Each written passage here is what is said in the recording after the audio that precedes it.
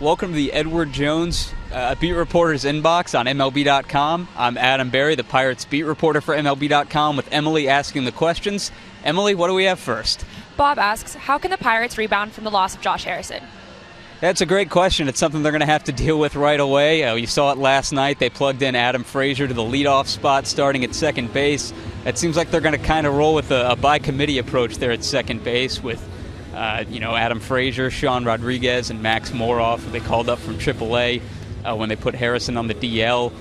Frazier got the start in the leadoff spot last night. It's going to be Sean Rodriguez tonight, which is kind of an interesting move against a right-hander. You could see maybe Corey Dickerson shuffle into that role at some point, possibly Starling Marte. We'll see what Clint Hurdle does. The key really is just going to be kind of that next man up mentality that's gotten them to this point that they've talked about really over the last several years. It was the key to their success in 2015 when Harrison and Mercer went down. Jung Ho Gong stepped up that year. They're going to look for somebody else to step into that role this year. It's 6 weeks without a guy who's not really just about what he does on the stat sheet. It's the energy that he brings. Clint Hurdle calls him their CEO, their chief energy officer. He's still going to be around the team, so he's still going to be able to provide that energy just in a very different role. It's not going to be easy. Obviously, that's a tough guy to replace on the field. The defense is top-notch at second base. That's going to be tough to replace with Adam Frazier, who has a little less experience there. Sean Rodriguez does have more experience there. Clint Hurdle said he's willing to, make late-game substitutions, swapping in Rodriguez or potentially even more off at second if need be. So it's going to be a by-committee thing. That's not something where you can have one guy kind of step into that role and replace Josh Harrison with everything that he brings. Regis would like to know, if Brault can hold his own in rotation with Musgrove's absence, could the Pirates use Musgrove in the bullpen when he returns? Yeah, that's something we've asked about, actually, because, it would make some sense. If the trouble with Musgrove is kind of getting stretched out and getting comfortable, going deep into outings, that was the problem he had in spring training with that muscle strain in his right shoulder. Do you want him coming back in the rotation? It seems like the Pirates are still committed to that. They do view him as a starter. They're stretching him out right now. He's throwing bullpen sessions starting on Thursday with the goal in mind of coming back in the rotation. The Pirates acquired him in the Garrett Cole trade for that reason. That would bump Steven Brault back into the bullpen. Time will tell. We saw last year where Trevor Williams, basically replaced Jamison Tyone for a brief spell, but then wound up replacing Tyler Glasnow in the long term in the rotation. So things kind of shake out in a funny way sometimes. They are comfortable with Brault starting if need be. Obviously, he's made the 3 so far, but they definitely view that as Musgrove's spot that Brault is holding for now. David asks, Polanco hasn't hit much since the foul ball off his feet. Do you think this is a slump or bad luck? I think it's just a slump at this point. Maybe a little bit of batted ball luck, if you want to refer to it that way. I don't think it has anything to do with the foot at this point. They've made him chase a little bit more. When you have the start that he had, you're going to see fewer pitches to hit, and I think that's kind of what you're seeing. You're seeing a little bit more off-speed, fewer fastballs, because the pitches that he has punished so far this season have been those fastballs in the zone, especially fastballs up. You saw him hit 2 of those for home runs in Chicago at Wrigley Field. So he's going to get pitched a little more difficult, ways. Guys are going to start game planning for him instead of maybe Marte behind him or Bell in the cleanup spot. So it's going to be tougher. I think Polanco, maybe the most encouraging thing you saw last night was the walk, showing a little bit of patience, because that was kind of the trademark to his success, even more than the power the first 2 weeks of the season, was that he was seeing pitches, he was working at bats, he was getting on base, and then waiting very patiently for his pitch to hit and not missing it when he did. So kind of has to get back to that, not get too jumpy, too aggressive, trying to hit home runs, and I think you'll see him kind of rebound to that first 2-week form. Brian asks, the 2018 Pirates seem to be having a lot of fun in the dugout and clubhouse. Is it just because they are winning, or have you noticed something different in their moods compared to the years past? Yeah, winning certainly helps. That's definitely contributed to the mood overall. You're going to hear a lot more about the dancing in the clubhouse and the good times they're having when they are winning, more so than when they're losing. But, Ivan Nova said the other day in Chicago that this was the vibe when the team was 0-0 coming out of spring training. And I'd agree. It was a different vibe in Bradenton. They were playing dominoes in the middle of the clubhouse. They were, listening to music there. It's just a very loose, kind of relaxed together clubhouse. The starting pitchers were having a breakfast club from the first day of spring training. It's a good group. I think they all get along very well. There's some good veteran leadership in there. Sean Rodriguez is great at bringing people together. Francisco Cervelli works really well with the young pitching staff. Ivan Nova keeps it really chill in there. You could go on and on. David Freese and Jamison Tyone, guys who lead by example. It's a really good group. I think they are having fun. Obviously, winning helps. It'll be interesting to see how they do handle maybe that first bit of adversity, like this Josh Harrison injury, or that first prolonged losing streak, because they all come at some point of the season for every team. But for now, they've got a good vibe going on, and I think that is kind of why it was important for this team to start well, because you establish some momentum, you establish some positivity, and you hope that it kind of catches on and kind of takes on a life of its own. Scott would like to know, do you think Huntington will make any moves to improve the bullpen? I wouldn't expect anything in the near term. I think you've seen a couple of moves over the last several days, whether it was the Enny Romero waiver claim to bring in kind of a power left-handed arm with a little more major league experience. You saw him bring up Kyle Crick from AAA. We all kind of expected him to make the opening day roster after being the major league centerpiece of the Andrew McCutchen trade. So that's two guys they brought in. They sent down Josh Smoker. They sent down Clay Holmes. They sent down Dovydas Neverauskas yesterday, who'd really been struggling. So I think it's kind of going to be that way for the better part of at least the first part of the season, where they are trying to find a mix, because outside of the back-end trio of Michael Feliz, George Contos, and Felipe Vasquez, nobody really laid claim to a job in spring training. So they're still kind of piecing it together, still trying to get a feel for exactly what that group's going to look like. They'd like to have Stephen Brault back in that long relief role where you can maybe pitch 3 innings of slightly higher leverage. They tried that with Tyler Glasnow in Chicago. It didn't quite work out for him.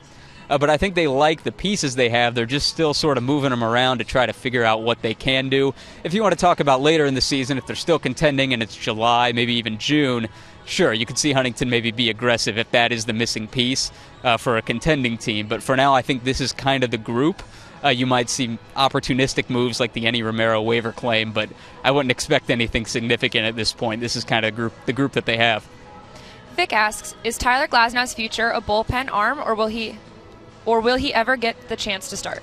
I think he'll get another chance to start. I'm just not sure when at this point, because they made it very clear that the 5 guys who started the season in the rotation, Musgrove and then Brault obviously being bumped into there, they had priority based off of what they've done the last couple of years, and Glasnow hasn't quite earned that opportunity in the big leagues. He has the stuff. We've definitely seen it even this season out of the bullpen. We just haven't seen the consistent command, and he's going to need to improve that to last as a major league starter. You could see where the stuff would allow him to be a top-end guy if he's ever able to harness that command, because he can get swing and miss. He can, work the fastball and the curveball and hopefully the changeup at some point to turn over a lineup 2 or 3 times. But he's going to have to be more efficient with his pitches, be more efficient with his command, just be able to locate, get guys out on his pitches and not fall behind and be kind of stuck throwing his fastball just to try to get back in counts. But for now, I'm going to say he's a reliever for the time being, just because that's where his opening is. It's hard to imagine them sending him back down to AAA to start, just given that I don't know what else he has to learn in AAA. He's dominated at that level for so long that it seems like this is his time to learn. The Pirates are going to give him every opportunity in the bullpen now, with the idea that at some point, if he puts it all together, then you have a really capable, competent, potentially front-end major league starter. Stephanie asks, can Corey Dickerson keep up his numbers? Can he have another 20-plus home run season? Yeah, I think he could definitely have a 20-homer season. I don't know if he's going to hit 370 the rest of the year, but I think this is the kind of guy they imagined, is a really good contact hitter. He's really aggressive on the bases. You've seen every single. He wants to stretch into a double. He's just a really aggressive guy, can hit anything, really smart hitter, guy who takes hitting very seriously. I think they view him as a potentially, a 280, 300 hitter, a guy who's going to show some power. He hasn't walked a whole lot, but he's going to find his way on base, ideally, with the ball in play. They view him as a middle-of-the-order type guy. I wouldn't be surprised if, while Harrison's out, they try to flip him up to the top of the order at some point, just based off of his experience there in Tampa Bay the last couple of years. But it's a really valuable pickup. It's a guy who has meant a lot to this lineup early on, added so much depth. And just think about right now with Harrison out. Theoretically, if Adam Frazier had started the season in left field, which is where he would have been if they hadn't gotten Dickerson, what are you doing at second base right now? So just not really enough ways to say how valuable Corey Dickerson has been to this team, and I think a lot of it is sustainable. He came in with a chip on his shoulder after the Rays designated him for assignment following an all-star year, and right now he's kind of on another all-star pace. It's early, obviously, but he's looked good so far. Charlie asked, have we seen Josh Bell's full potential yet? I don't think so, no. I think you saw flashes of it last year. Maybe that stretch from about June until August. where it was closer to that 300 average, 400 on base, 500 slugging type guy. You were seeing the power from both sides of the plate. He's the first one to admit last year he thought he would hit 300. He hit 255. He didn't know he'd hit 25 home runs, but, he did. He drove in 90 runs. I think at some point you will see this guy put it all together. You've seen the work that he's done to improve. Defensively at first base, he's not perfect there. He's not a finished product, but from what we saw when he first came to the majors, where they didn't feel comfortable playing him 9 innings, you have seen some really marked improvement there. And I think at some point here over the next couple of years, he's still young, he's still relatively inexperienced in the majors. You will see Josh Bell kind of come through and put together one of those full seasons where he does show all of his talent all at the same time. Matt said, "Hey Adam, I'm going to the Indianapolis Indians game this weekend. Who's down there that could get called up soon?" Soon, it's hard to say. Jose Ozuna, obviously. Guys that you've already seen up here would be the most likely to come back up soon, but there's some really interesting prospects down there. Start with the middle infield guys, Kevin Newman and Kevin Kramer, the shortstop and second baseman.